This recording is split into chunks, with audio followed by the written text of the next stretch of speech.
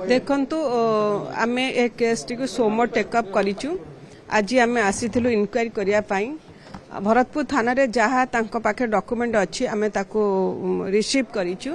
एवं जेहेतु crime branch case to take up करिचंती क्राइम ब्रांच एठु जा डॉक्यूमेंट थिला सब नै जाइचंती तणु आमे एबे जाउचु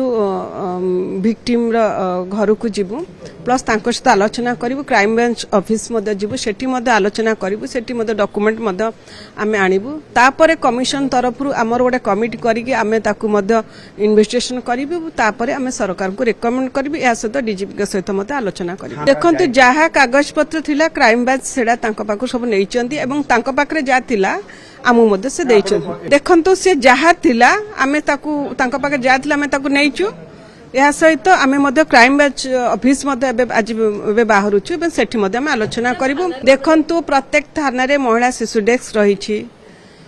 से संक्रांत रे मध्य आपणकर सीसीटीवी कैमेरा कथा कहउचंती से क्षेत्र मध्य सुप्रीम कोर्ट कर गाइडलाइन अनुसार